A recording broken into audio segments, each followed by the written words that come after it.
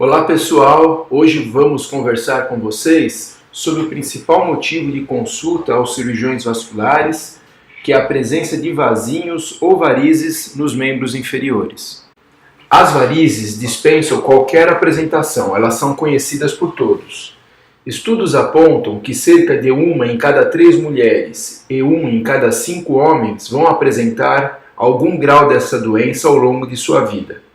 Entretanto, as varizes são apenas uma das manifestações de uma doença muito mais complexa, intitulada insuficiência venosa crônica.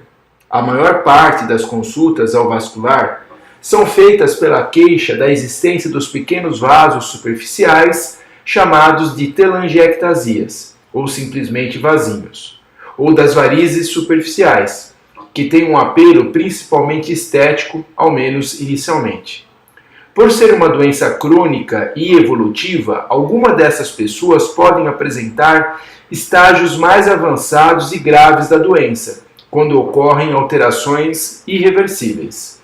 Tais alterações compreendem desde o escurecimento, descamação e ressecamento da pele, geralmente acompanhada de piora dos sintomas, como dor, queimação e inchaço, até a abertura de feridas nas pernas que podem demorar anos para cicatrizar.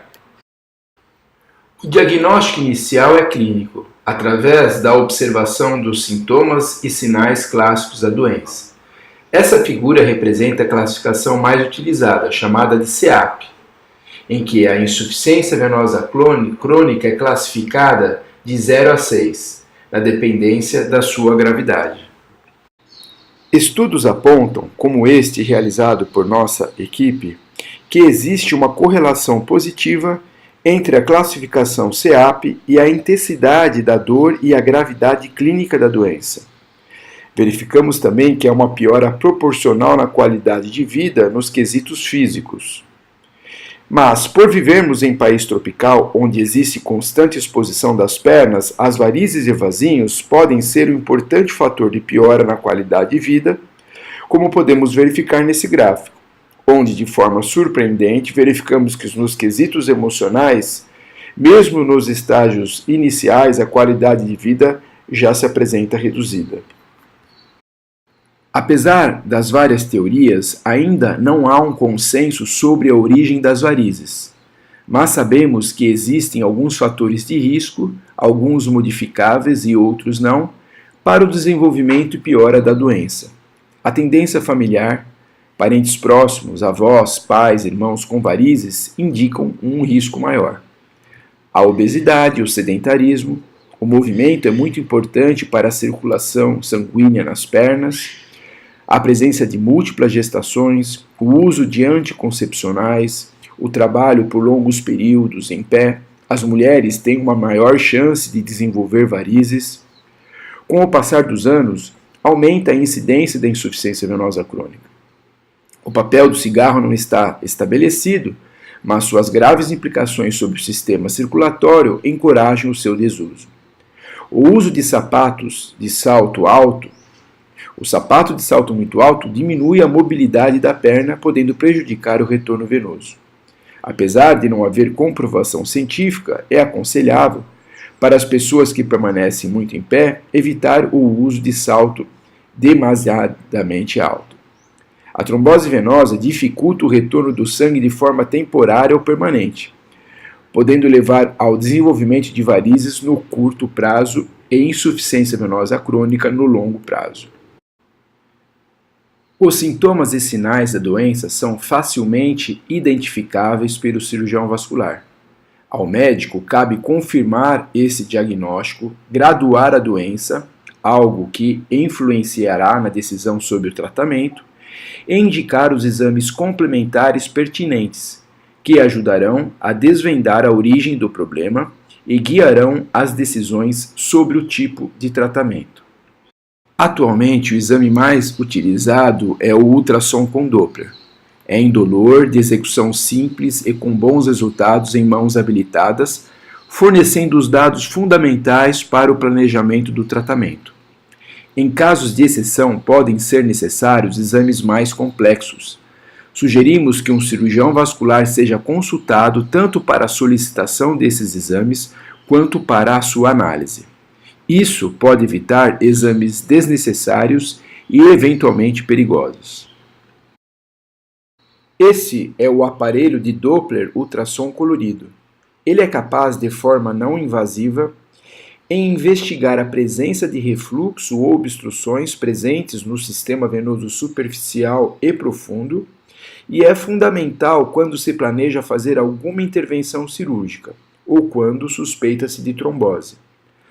Na figura ao lado, mostramos um equipamento de tomografia, que pode ser necessária nos casos de maior gravidade da doença, sobretudo quando existe suspeita de obstrução venosa profunda, como na síndrome de May-Turner e síndrome pós-trombótica. Nesses casos, caso seja confirmado o diagnóstico, pode ser necessário métodos mais invasivos, como a flebografia, para confirmar o local e o grau da obstrução. Hoje, até mesmo nos casos em que a obstrução é menor ou parcial, podemos fazer a ultrassonografia intravascular, que é realizada por catéter, e a luz interna do vaso pode ser investigada.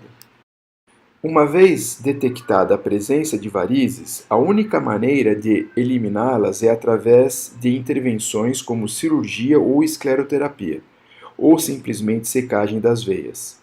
A escolha do tratamento depende do tipo de veia, da condição clínica do paciente, da localização e extensão do problema, bem como da expectativa a respeito desse tratamento. Métodos de tratamento conservador, sem cirurgia ou escleroterapia, não eliminam as varizes, entretanto, podem ajudar a aliviar os sintomas como dor, inchaço, coceira e peso nas pernas, pelo menos temporariamente. Como métodos conservadores, podemos indicar o uso de meia elástica, medicamentos flebotônicos, porém sempre com orientação médica. Na visão mais atual, as várias modalidades de tratamento são combinadas para a obtenção dos melhores resultados, tanto estéticos como para o alívio dos sintomas. Quanto aos tratamentos efetivos, podemos citar como principais técnicas: cirurgia convencional.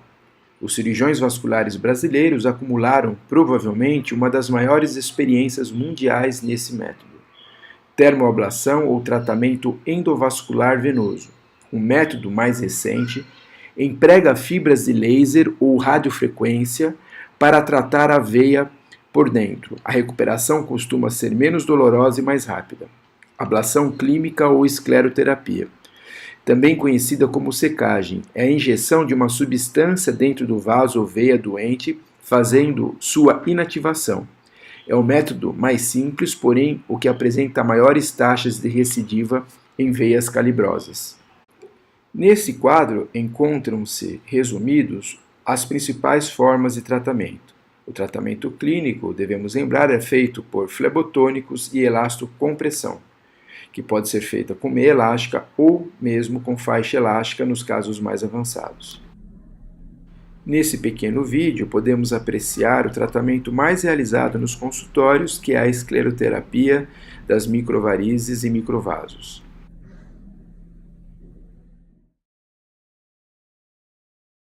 Nesta imagem, podemos ver um exemplo de uma paciente portadora de varizes exuberantes de membros inferiores. Na cirurgia convencional, essas varizes são retiradas através de microincisões. E quando existe a necessidade da retirada da safena, ela é retirada através da safenectomia, que é realizada através de pequenas incisões no tornozelo e na virilha. No tratamento endovascular, a safena não é extraída, mas sim submetida à termoablação, que pode ser realizada por radiofrequência ou laser.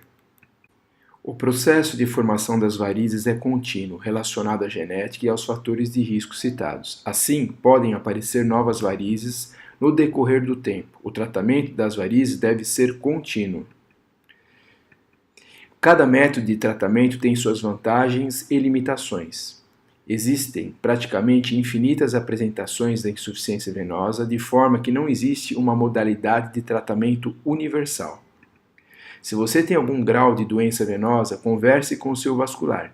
Ele é o médico que tem o conhecimento sobre todas as modalidades de investigação e o único especialista que pode dominar todas as técnicas do tratamento dessa doença, podendo, em conjunto com o paciente, definir a melhor forma de controlar esse problema.